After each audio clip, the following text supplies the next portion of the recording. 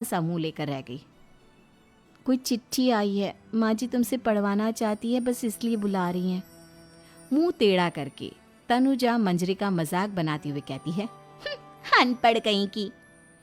तनुजा का ऐसा बर्ताव देखकर बड़ी बहू बहुत दुखी होती है। तनुजा को अपनी पढ़ाई का घमंड इतना हो गया कि अब वो घर के कोई काम नहीं करती और अपनी जेठानी का मजाक बनाती रहती। तनुजा का ये बर्ताव अब उसकी सास को भी नजर आने लगा था। एक दिन शांति ने अपनी बड़ी बहू से कहा, मंजरी, तनुजा हर समय तुम्हारा मजाक उड़ाती है, तुम्हें गुस्सा नहीं आता क्या? आता तो है माँ जी, लेकिन मैं क्या करूं? जब भी उसे कुछ बोलती हूँ वो और भी जली कटी बातें मुझे सुनाकर चली जाती है। मैं उसे अपनी छोटी बहन की तरह प्यार करती हूँ, लेकिन उसके दिल में मेरे लिए कोई इज्जत नहीं। बहू, तूने वो कहावत सुनी है, जुल्म करने वाले से ज्यादा जुल्म सहने वाला अपराधी होता है। मंजरी अपनी सास का इशारा समझ जाती है।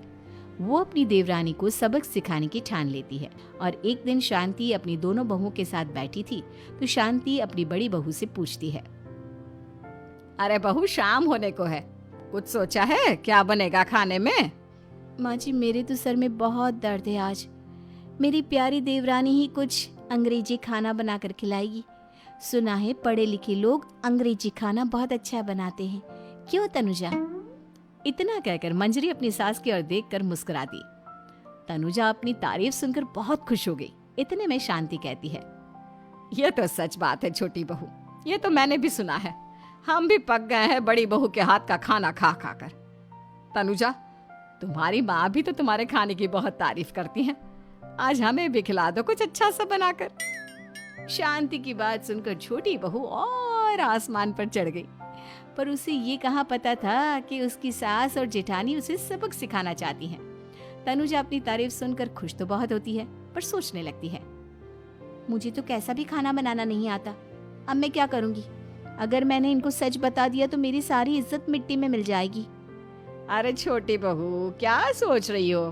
खिलाओगी ना अपने हाथ का अंग्रेजी खाना? छोटी बहू हाँ में सर हिला देती है।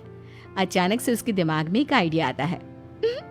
मैं इंटरनेट से देखकर कुछ बना लेती हूँ, मेरी वाहवाही पूरे घर में हो जाएगी। मुझे कौन सा रोज रोज बनाना है।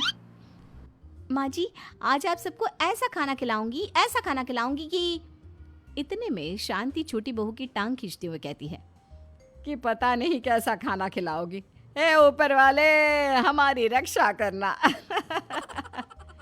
इतना बोलकर शांति और मंजरी दोनों जोर जोर से हंसने लगते हैं। अब तनुजा रसोई घर में चली जाती है और खाने की तैयारी करने लगती है, पर उसे रसोई घर की चीज़ों के बारे में तो कुछ नहीं पता। जैसे तैसे सारी चीज़ें निकालती है और इंटरनेट पर देखकर खाना बनाती है। कुछ ही देर में सब लोग घर आ जाते हैं। अरे सुनते हो, आज का खाना हमारी छोटी बहू बना रही है। अरे वाह, आज तो फिर कुछ अंग्रेजी खाना खाने को मिलेगा। कुछ ही देर में खाना बन जाता है तो छोटी बहू सबका खाना लगा देती है। इतने में बड़ी बहू कहती है, क्या बात है देवरानी जी, आज तो बहुत अच्छी खुशबू आ रही है। ये बात तो सही कही बड़ी बहू तूने, खुशबू तो अच्छी है। ऐसी खुशबू तो मेरे खाने में भी नहीं आती। सब मिलकर छोटी बहू की बहुत तारीफ करते हैं और छोटी बहू 7वें आसमान पर बैठ जाती है। अब सभी खाना खाते हैं। जल्दी जल्दी दो, अब तो मुंह में पानी आ रहा है। हाँ हाँ, मुझसे भी नहीं रुका जा रहा। जैसे ही सोहन एक निवाला खाता है तो उसकी आंखों से पानी आने लगता है।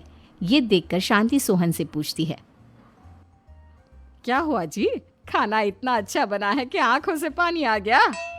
सोहन चुप रहता है और धीरे धीरे से खाना शुरू कर देता है। इतने में सोहन छोटी बहू से कहता है, बेटी तुम भी तो खाओ, तुम क्यों रुकी हो? खाना सच में बहुत अच्छा है। ये कहकर सोहन जोर से हंस देता है। फिर सब खाना खाने लगते हैं, लेकिन खाने में नमक और मिर्च तेज हो गई थी। तनुजा से कोई कुछ नहीं बोलता, बल्कि उसे भी खाने को कहते हैं। जैसे ही छोटी बहू खाना खाती है वो पानी पानी कहकर चिल्लाती है, पानी, इसमें तो पानी। ये खाना तो सच में इतना अच्छा बना है कि हमारे साथ साथ देवरानी जी भी इसके स्वाद को कभी नहीं भूल पाएंगी। सही कहा बहू। तनुजा को अपनी गलती का एहसास हुआ और उसने अपनी सास से कहा, माँ जी, ये मेरी गलती नहीं है। इंटरनेट पर दिखाया था